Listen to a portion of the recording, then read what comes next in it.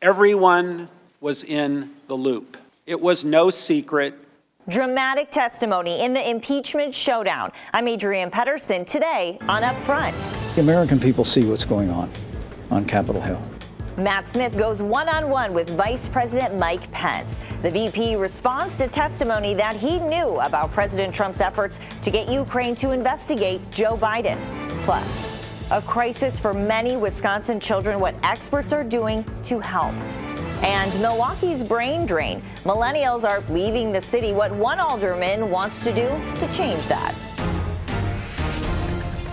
Taking on the issues important to Wisconsin. This is Up Front with your host, Adrienne Pedersen. Everyone was in the loop. That phrase from European Union Ambassador Gordon Sondland as he testified at House Democrats' impeachment inquiry of President Trump last week. Was there a quid pro quo? As I testified previously, with regard to the requested White House call and the White House meeting, the answer is yes.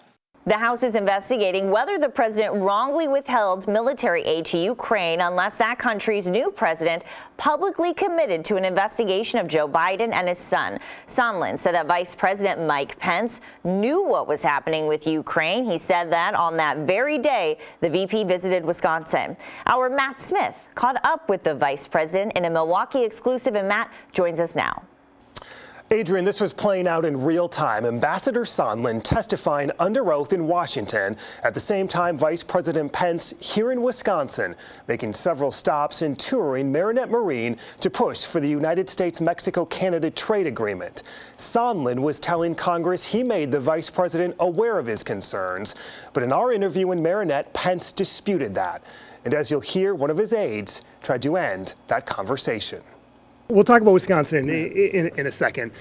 Given the statement out from your chief of staff today, are you implying that Ambassador Sondland lied today when he said he shared some information with you and some concerns? Well, as we've been clear, I made no comments in my meeting with President Zelensky concerning any investigations or tying investigations to U.S. aid to Ukraine. And I have no recollection of any discussion with Ambassador Sondland before that meeting.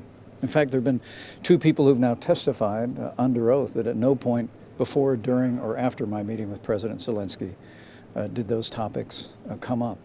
When we were there, I focused right where President Trump asked me to focus, and that was on the importance of supporting President Zelensky's efforts at anti-corruption legislation, and also calling on President Zelensky to join with us to develop more support from European countries in Ukraine's ongoing effort to deal with Russian aggression. But I couldn't be more proud that this president and this administration have stood with Ukraine. The last administration refused to provide them with lethal support, with any military support. With the strong support of our allies in Congress, we were able to provide that military support. We've stood with them as they stood up to Russian aggression, and I'm proud to have played some small role in that. Did you read the transcript of the president's call before your meeting on September 1st, as Ms. Williams said she gave you, or placed in a briefing book at least? I have heard that it was in a briefing book. I have no recollection of having seen the transcript of the call.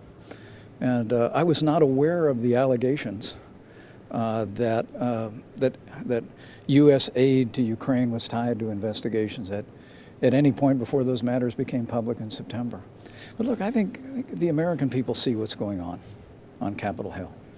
Literally for the last 3 years, Democrats in Congress have been engaged in endless investigations in an effort to overturn the results of the 2016 election.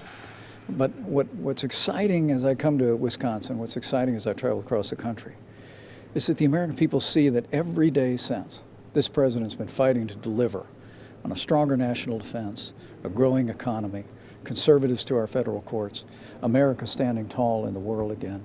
And I think that's the reason why you see the support across Wisconsin that we have, the support all across this country. So, as I said today, whatever Democrats in Congress want to spend their time on, we're going to keep spending our time on keeping the promises that President Trump and I made to the people of Wisconsin, people all across this country, for a stronger, more prosperous America. Do you have more faith in Excuse U.S. me, hey, I said 2 questions. If you're going to use 2 on this, then it's your 2. Okay, that's fine. I was just going to USMCA? I was just going to ask, do you have any more faith if Speaker Pelosi said by the end of the year, does that give you any more faith that this will move forward?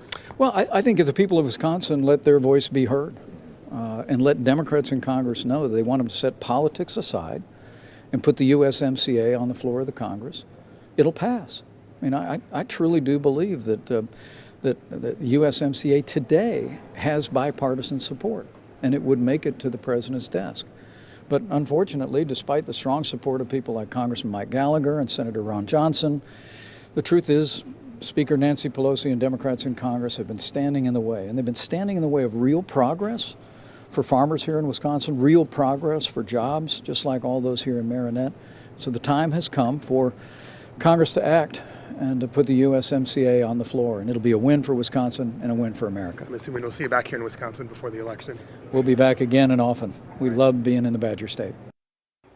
Matt, great to get that one-on-one, especially with the timing of impeachment. So you knew the vice president before this. You worked in Indiana when he was governor there.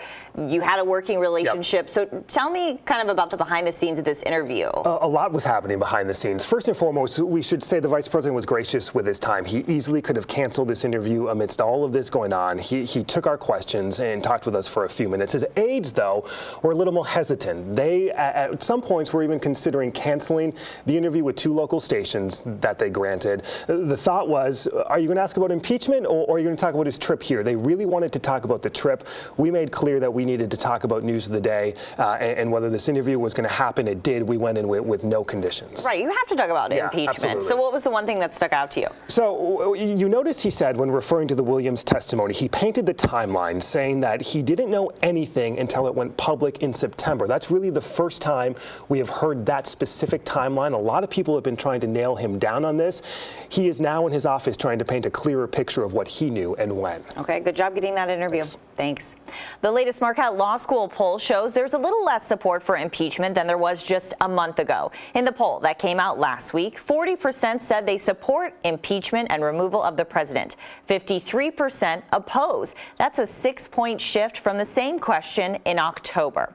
The president's job approval ratings are holding steady in Wisconsin.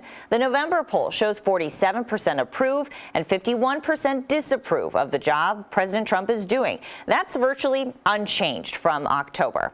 And as for the first time, the Marquette poll shows the president leading his potential Democratic challengers here in Wisconsin.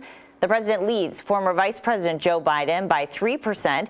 He leads Senator Elizabeth Warren by 5%. And he leads Senator Bernie Sanders by 3%. Plus, South Bend, Indiana Mayor, he leads Pete Buttigieg by 8%. Wisconsin Senator Ron Johnson's name keeps coming up in the impeachment hearings.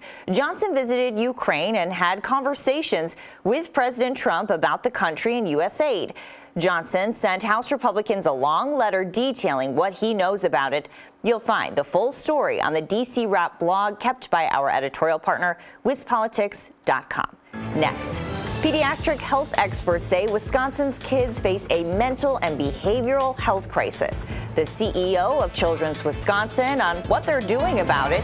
Plus, are millennials leaving Milwaukee and Wisconsin? Why it's a problem and what would make them stay? Upfront, brought to you by WPS Health Insurance.